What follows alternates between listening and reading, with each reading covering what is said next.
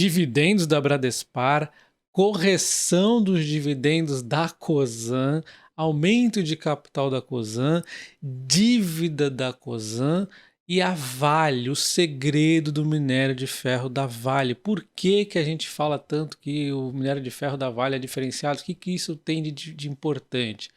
Bem-vindo ao canal Top Ações. Hoje eu vou falar desses pontos que são muito importantes para o acionista de longo prazo aí da Cosan e também da Vale, tá? Deixa o like no vídeo e se inscreva no canal, ativando o sino que vale a pena. Bom, então vou começar com os dividendos da Cosan, que eu havia comentado anteriormente que ela havia enviado à Assembleia este dividendo aqui, né? Porém, eu tinha comentado que já havia anunciado esses dois anteriormente, mas não, me confundi. Todos os três são anúncio novo. Então, na verdade, é um 3 anúncio novo de 2,75 de dividend yield aproximadamente. Já vou mostrar direitinho. Então, sim, tem os dividendos mínimos obrigatórios, complementares e aquele lá que eu havia comentado, a reserva de lucro a realizar, tá?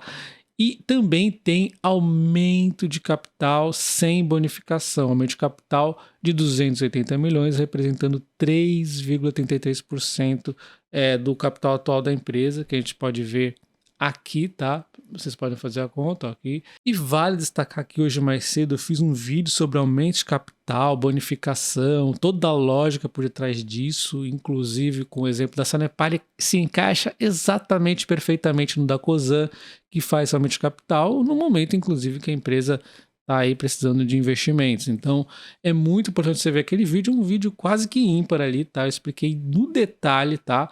O aumento de capital. Então, esse é o aumento de capital da Cosan, tá?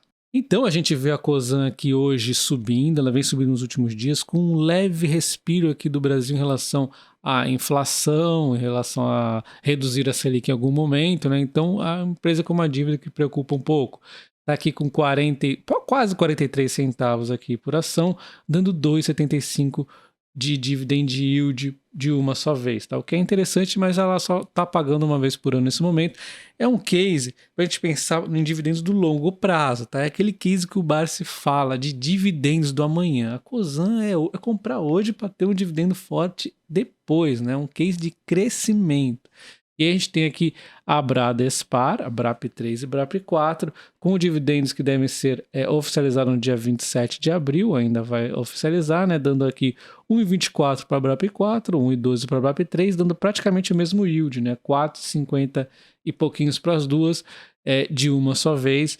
Vale lembrar que a BRAP3 paga dividendo menor, mas ela está mais barata, por isso que fica igual ao yield. A gente começa vendo a Raízen rapidamente, né? Uma empresa que conseguiu subir o seu EBITDA ajustado em 5% no ano, mesmo com todos os problemas do etanol. Uma empresa que tem um endividamento, sim, tem projetos desafiadores de etanol de segunda geração e tudo mais, mas tem muito crescimento à frente. Não vou detalhar muito hoje, tá?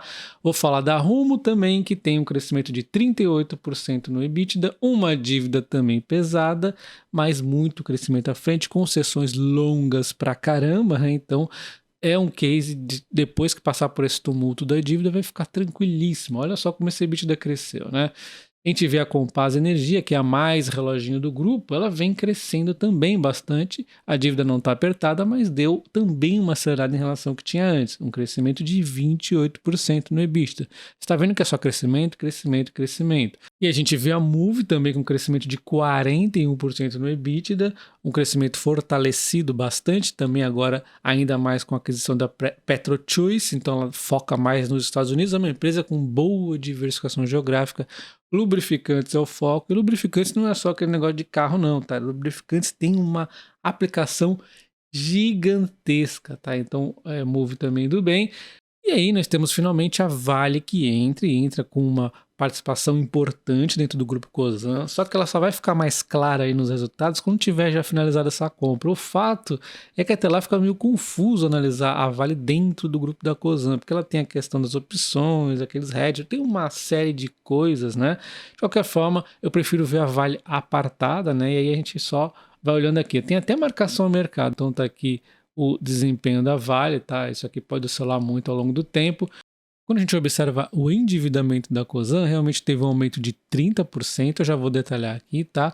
Mas a gente precisa ter cautela porque o EBITDA também vai aumentando muito, isso faz a capacidade de pagamento aumentar mais ou igual à dívida, então vai ficando sob controle. Eu não falo que é 2,2 porque teve aqui não recorrente ajudando, tá?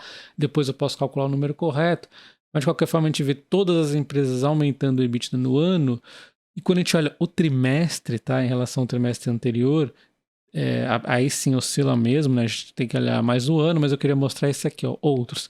Aqui tem não recorrente, que é a reavaliação das propriedades agrícolas da Radar. Então isso aqui bagunçou um pouquinho o quarto trimestre, a gente vê que não teve esse salto tão grande assim. Então o endividamento da empresa não é bem 2,2. Eu gosto de considerar aquilo não recorrente. Mas de qualquer forma, você vê que não está descontrolado. O EBITDA está crescendo em todas as participações no ano. Então não foi um endividamento fora de controle, não. Está muito controlado. A gente vê a Raizen aumentando por conta de projetos muito interessantes, 34%. A gente vê a Rumo até diminuindo, né? Porque ela está agora num processo de crescimento muito legal, né? Foi um ano muito bom para a Rumo.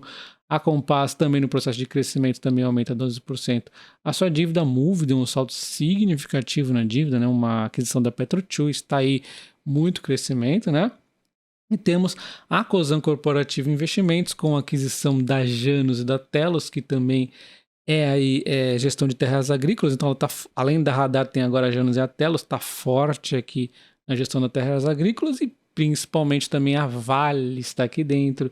Tem a questão do financiamento, tem uma série de questões aqui que fazem ela ter aí uma dívida um pouco maior, tá? Então, a empresa adquiriu nesse período aqui uma série de investimentos para crescer. Então, agora nós falaremos da Vale, porque a Vale é importante para a Cosan e também para a Brap, obviamente, né? E quando a gente fala de Vale no curto prazo, a gente fala de minério de ferro e China. Só isso que fica lidando aí as cotações. Mas o mercado ao longo do prazo ele tende aí aos pouquinhos deixando isso para trás. A gente vê que ontem a notícia era o otimismo sobre demanda na China e preocupações com a oferta, né? Isso foi ontem, chega hoje, o mesmo site inclusive fala que teremos recordes de oferta, né? A oferta vai superar 7 milhões de toneladas, 2,4 acima do ano anterior, porque realmente nós tivemos aqui, no momento de pandemia, né, algumas paralisações, tivemos uma correria para todo mundo sair investindo em mineração, então todo mundo está minerando mais, né?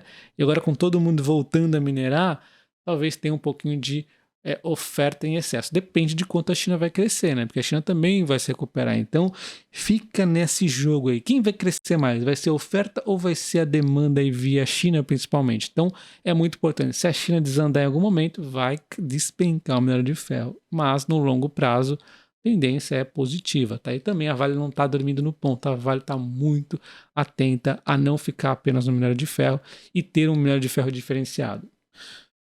Então vocês já sabem que a Vale está muito atenta à descarbonização e a Cosan também, porque aliás foi isso que fez a Cosan comprar a Vale, né, parte da Vale.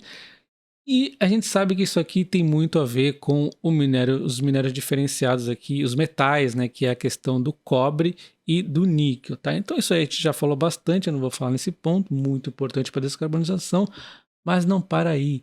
Temos o minério de ferro da Vale que sim, ele está de olho na descarbonização e na urbanização, óbvio, é muito importante o minério de ferro. Então por isso que o minério de ferro ele acaba sendo meio que perene ao longo do tempo. Embora ele seja muito, muito cíclico, ele tem uma perenidade, porque as coisas sempre estão evoluindo, né? Sempre tem construção, sempre tem urbanização, né? Então, por que a Vale tem um minério importante para descarbonização? Então, o que acontece? Ao longo dos anos, o minério de ferro de qualidade, de alto teor de ferro, ele vai cada vez mais sendo valorizado. O prêmio vai ser cada vez maior, vão se pagar muito aqui nos minérios de alta qualidade, ao ponto de ficar assim monstruosa a diferença, segundo aqui as previsões. A gente está vendo que a tendência é cada vez aumentar mais, tá? Por quê? Eles são malucos de fazer isso? Não. Primeiro que existe sim uma economia, né? Quando a siderúrgica ela compra o minério de ferro da Vale e é um minério de ferro de alta qualidade, por exemplo, ela vai usar menos energia, vai poluir menos também para fazer aí a transformação do aço, né? Porém, não é só isso, não é só a questão desse custo aí, é questão da pressão nos governos. Então, quanto mais o mundo aí for querer nesse negócio de descarbonizar, antipoluição e leis, não sei o quê, mais as siderúrgicas vão focar cada vez mais nesses minérios e adivinha o que vai acontecer?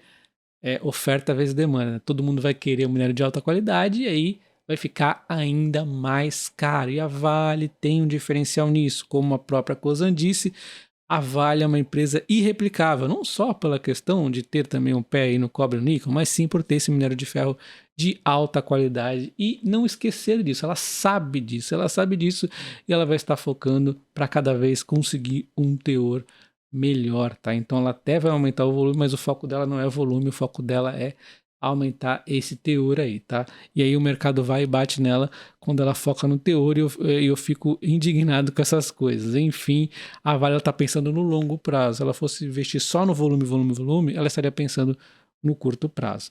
Então, ela tem aqui uma série de entregas aí de solução de concentração para fornecer o feedstock de alta qualidade. Ela está atenta a se manter aí cada vez mais com esse minério de qualidade. Então, isso aqui é um dos segredos da Vale. Tá vendo como a Vale ali, saindo daquela mentalidade de curto prazo, que o mercado vai lá, o volume da Vale diminuiu e as ações caem, não sei o que, aquele inferno todo. É bobagem, né? O que a gente tem que olhar é aqui, ao longo prazo. E aí, exatamente quando ela bate aqueles fundos, que o minério de ferro da China, não sei o que, e tá excesso de oferta, essas coisas todas aí é que eu gosto de comprar a Vale. E vai ser legal ver a Cosan caindo por ruídos desse também, porque a Cosan já tem os ruídos da raiz e quanto mais barato, melhor para a gente que está focando no longo prazo, né? Lembre-se que Cosan é dividendos do longo prazo. E é sempre interessante a gente citar, né, Brumadinho, porque a empresa não está esquecida disso aí, não. 58% já foi aqui, do combinado já foi acertado, né? Inclusive em termos de dinheiro, né, 77%, é que outras partes aqui envolvem uma série de questões, até ambientais e tudo mais. Então, 58% já foi cumprido aqui do cronograma Brumadinho, e uma hora isso aqui acaba também, vai ser bom para a sociedade de modo geral e também bom para a Vale, que tem menos um custo aí para estar lidando, tá? E cada vez ela investe mais também em segurança e não devemos ter tragédias como essa nunca mais, se Deus quiser. E aí eu sei que sempre tem aquelas pessoas que culpam a Vale, mas Vale é uma empresa. Quem é culpado são as pessoas. Quem tem que ser punido são as pessoas que fizeram aquilo acontecer, deixaram aquilo acontecer.